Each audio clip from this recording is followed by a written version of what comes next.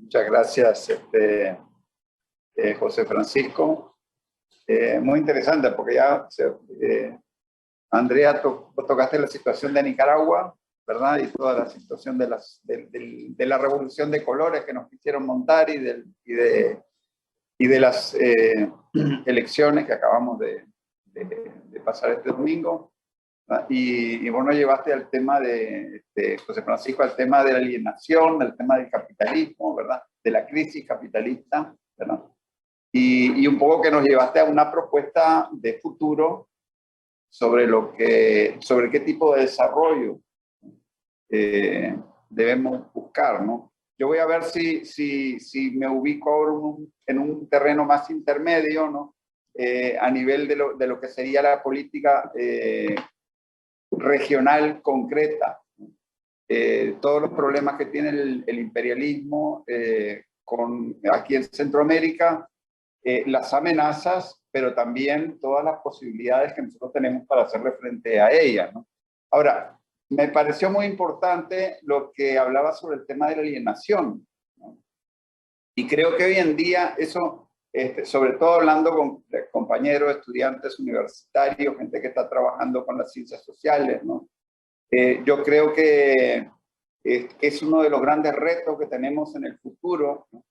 Cuando el capital nos subsume hoy en día a niveles que Marx ni siquiera se hubiera imaginado en el siglo XIX, ¿no? O sea, por ejemplo, hoy en día estamos en la cama acostados, estamos pensando en que si nos dieron like en lo que...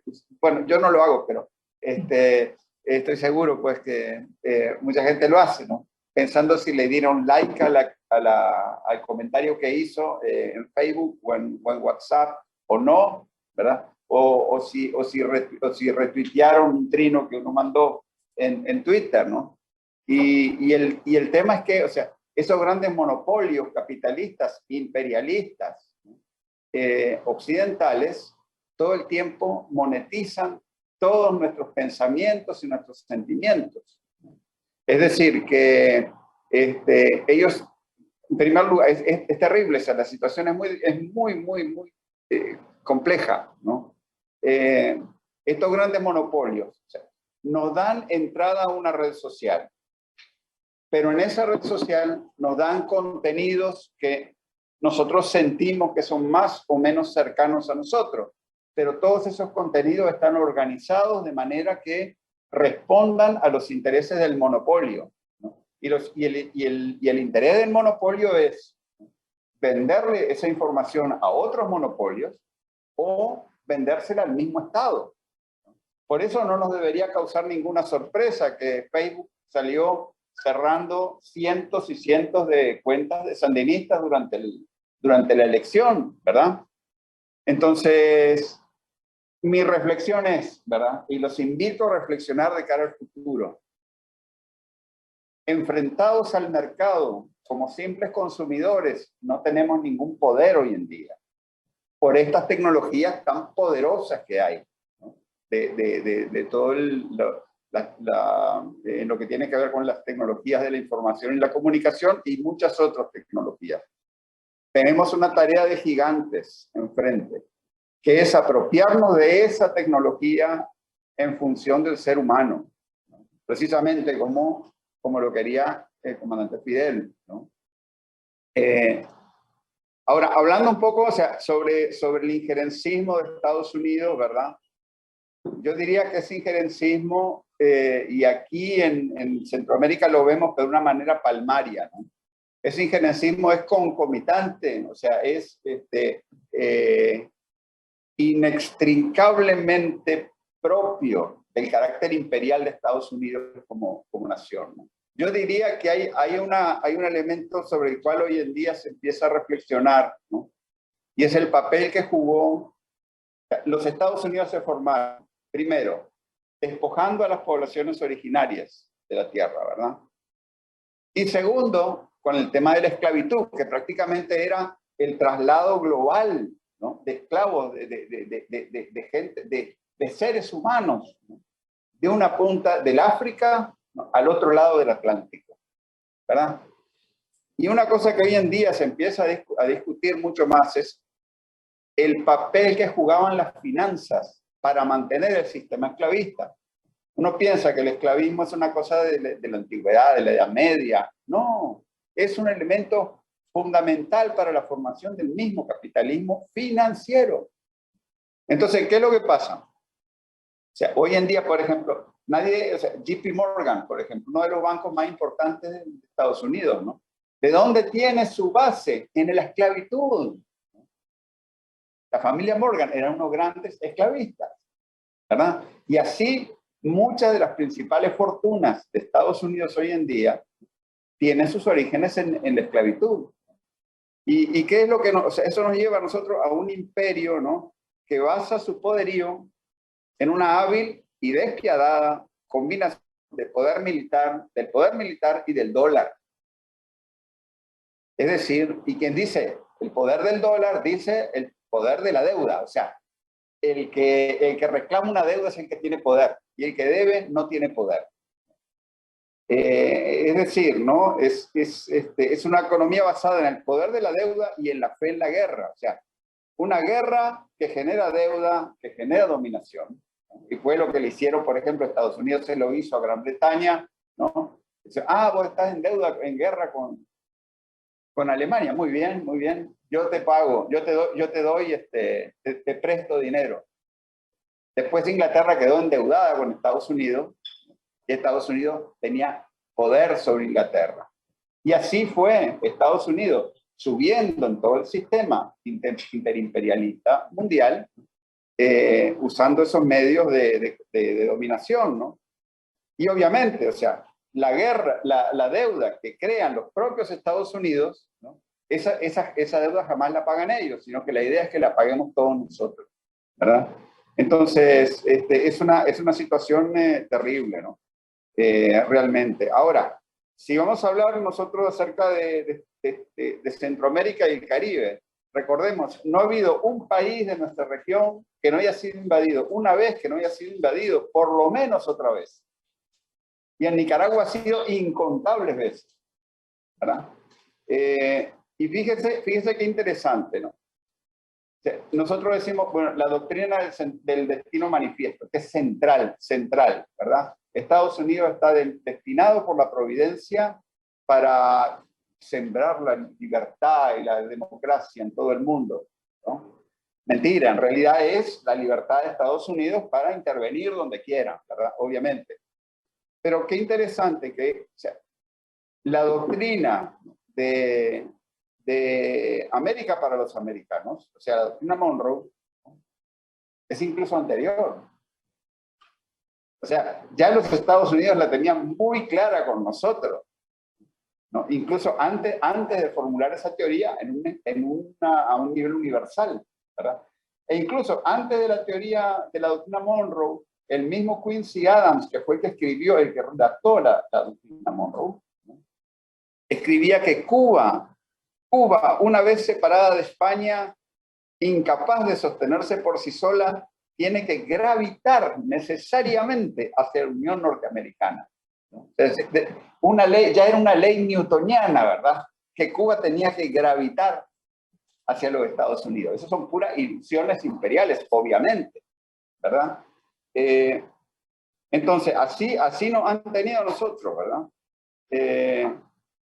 Nosotros podemos decir que aquí las potencias, ustedes saben, un elemento, además de todo el tema pues, de los recursos naturales, el agua, por ejemplo, que es tan importante aquí en Nicaragua, ¿no? Que por cierto ya hoy en día tenemos proyectos para beber agua del lago de Nicaragua y ya está listo los estudios para empezar a sacar agua también para beber del lago de Managua. Es todo un proyecto muy ambicioso que hay aquí. Lo cierto es que además del tema de los recursos, ¿no? Natural, aquí en el istmo centroamericano tenemos, o sea, todo el comercio entre norte y sur, todo ese flujo de mercancías tiene que pasar por aquí, ¿verdad? Por este istmo. Y entre, ¿cómo se llama? Occidente y Oriente tiene que pasar por este istmo también. Ahorita pasa por Panamá, cuidado, dentro de unos años pasa también por aquí, ¿verdad? Y ya tenemos, y ya antes, o sea, incluso antes de que se construya el canal interoceánico, que yo creo que se va a construir tarde o temprano, porque es una necesidad objetiva del comercio mundial, ya estamos construyendo los 2 puertos de aguas profundas en el Caribe y en el Pacífico. Pero la cosa es que o sea, siempre, o sea, por esa misma situación geopolítica, ha sido, o sea, el papel importante de esta región es precisamente ese, pues, que somos un centro del comercio mundial. Ahora, a lo largo, o sea, de la historia, todas las potencias coloniales, y especialmente los Estados Unidos, pero también Gran Bretaña, España y todo eso, ellos entendían que tenían que mantenernos pobres y divididos, porque si nos juntábamos, entonces nosotros somos los que vamos a poner las condiciones en ese tráfico, ¿no? Y ese ha sido el gran drama que ha tenido toda nuestra región.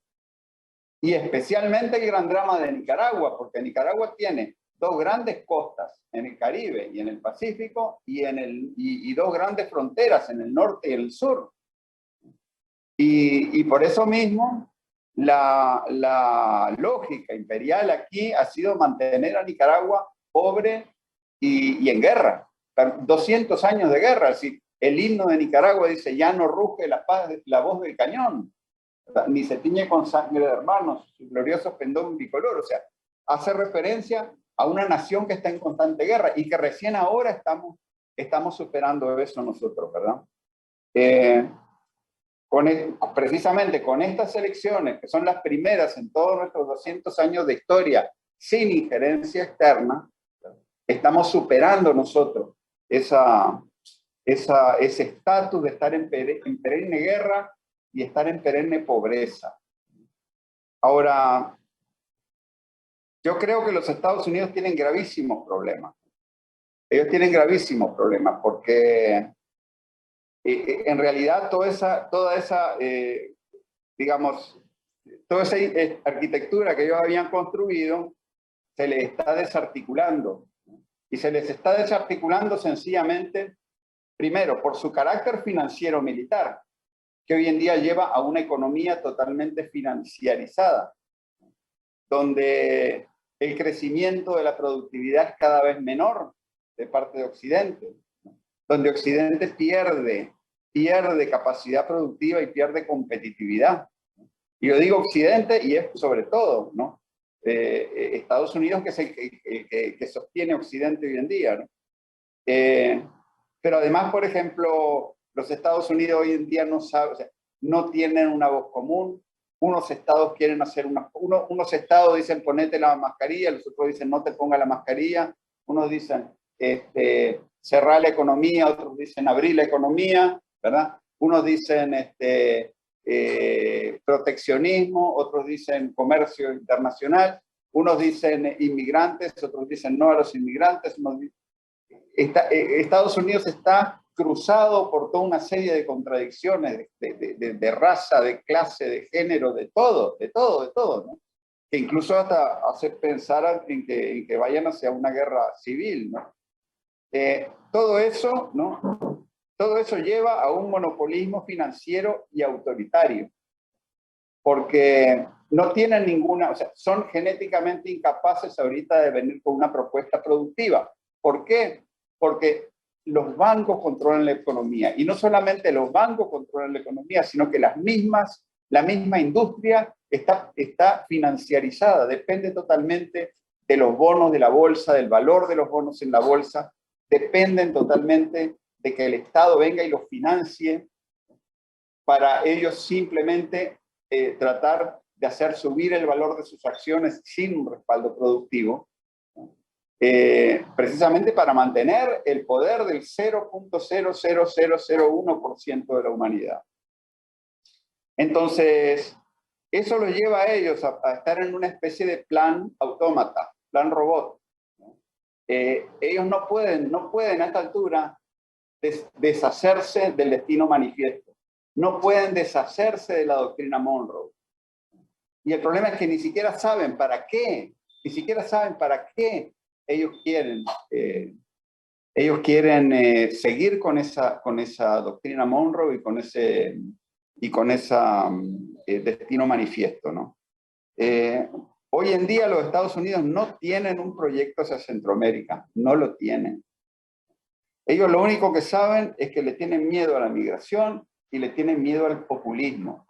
Definámoslo como lo definamos, ¿verdad? Obviamente ellos saben muy bien que no quieren al sandinismo porque el sandinismo representa un proyecto nacional popular en Nicaragua, un proyecto soberano, ¿verdad? Pero ¿qué es lo que pasa aquí en Centroamérica hoy en día? ¿No? Todo el mundo, bueno, o casi todo el mundo quiere comerciar con China.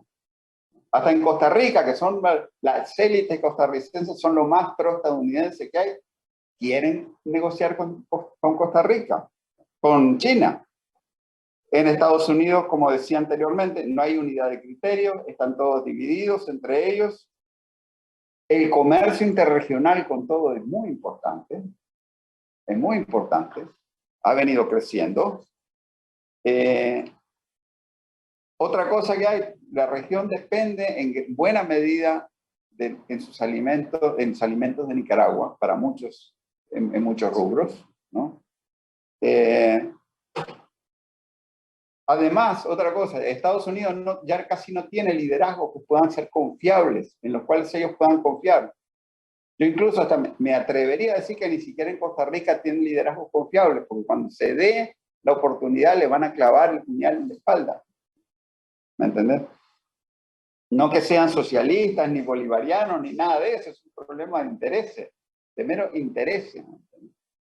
Y además otra cosa, que los Estados Unidos no son capaces de generar ninguna gobernanza dentro de ningún país de la región. Entonces, ellos realmente tienen unos problemas terribles, ¿no? Hay toda una retórica que tiene la administración Biden hacia Nicaragua, ¿verdad? Que uno tiene que saber diferenciar qué es lo que hay de real ahí y qué es lo que hay de ficticio, ¿no? Porque, por ejemplo, ¿no? Dice Biden que nos quiere sacar a nosotros del TLC, ¿verdad? Y yo te digo una cosa, en primer lugar, el TLC es un tratado hecho a la medida de Estados Unidos. Es un tratado que en realidad es lesivo para los intereses del país, ¿verdad? Cuidado, están haciendo un favor, ¿verdad? Sacándonos de ahí, ¿no? Pero de hecho, o sea, los que se perjudican son ellos si nos expulsan. Y por otro lado también hay otra serie de medidas, o sea, de elementos ya prácticos, porque tampoco en el TLC no está hecho para que Estados Unidos diga que quiere expulsar un país y se le expulse, ¿no? Sino que eso tiene que ser con acuerdo de, con acuerdo de todos los demás países, ¿no? Después, por ejemplo, tenemos aquí capitales estadounidenses que están invirtiendo en Nicaragua. New Fortress Energy, la gasífera más grande de Nueva York, 700 millones de dólares en el puerto de Corinto, con un acuerdo de 25 años de compra de gas a Nicaragua. O sea, ellos pusieron la plata para hacer esa planta que es la más avanzada de Centroamérica. Y se comprometen a 25 años en compras, o sea, Nicaragua le va a comprar gas por 25 años a un buen precio. Ellos no van a, o sea, no está en los planes de ellos que Nicaragua se desestabilice. Después también, el problema es que, o sea, una desestabilización de Nicaragua agravaría todo el problema migratorio en Estados Unidos. Y para no decir, por ejemplo, el tema, ya se vio en el año 2018 que trancaron la economía aquí y todo el mundo perdió plata. Todo el mundo perdió plata. Entonces, es muy fácil hablar. Otra cosa es realmente que eso que Biden dice sobre Nicaragua se va a hacer realidad, ¿no? También, bueno, Nicaragua, como veíamos, cuenta con muchas fortalezas que ustedes las conocen, ¿no? Que es la soberanía y la seguridad alimentaria. Nosotros producimos el 90% o más de la comida que consumimos en el país. Se vio ahora en las elecciones que tenemos un consenso interno muy fuerte, pues, en cuanto a lo que tiene que ser el futuro del país. Hay un altísimo nivel de ejecución presupuestaria, ¿no? Eso es muy importante para conseguir fondos y financiamiento. Se ha cambiado la matriz energética, ¿no? Tenemos alianza estratégica con Rusia. Tenemos también el proyecto, por ejemplo, del canal interoceánico que sigue ahí. Ya se vio pues, que esta semana el mismo Wang Ying, el gerente general de HKND, la empresa canalera, mandó una felicitación al gobierno por la victoria al frente, por la victoria en las elecciones, y manifestó su deseo de continuar con el trabajo del canal. Entonces, yo lo que debo decir es que lo que es muy peligroso de esta ley Renacer y toda esta actitud, ¿no?, de Estados Unidos, que como decía está en modo robot, digamos, ¿no?, en piloto automático. Lo que es muy negativo para Nicaragua es, por ejemplo, el sector financiero. Ellos controlan el sistema SWIFT. Los compañeros rusos conocen muy bien ese tipo de opresión financiera, ¿no?, y nos pueden entorpecer, y de hecho nos están entorpeciendo las transacciones, ¿verdad?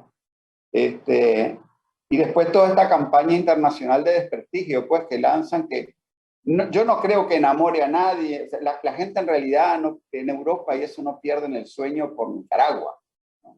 Pero obviamente se crea una percepción mala, y entonces no vienen los turistas, no vienen, se nos dificulta, digamos, muchas relaciones, pero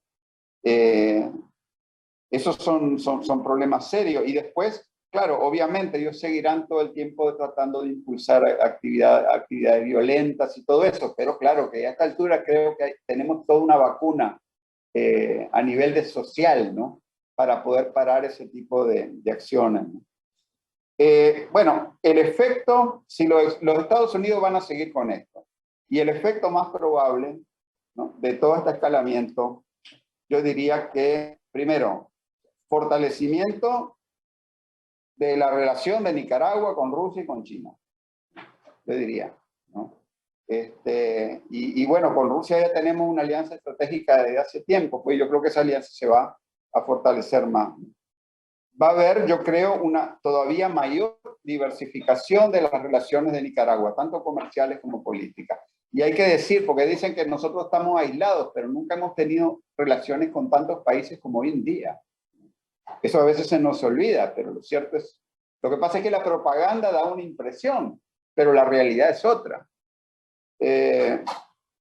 Yo creo que eso va a llegar, o sea, las grandes víctimas de todo este escalamiento va a ser lo que queda, lo poquito que queda de la oligarquía local.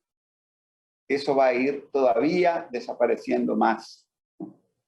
Y por último, pues yo diría pues que todas estas acciones agresivas de Estados Unidos van a redundar en una profundización del modelo cristiano, socialista y solidario.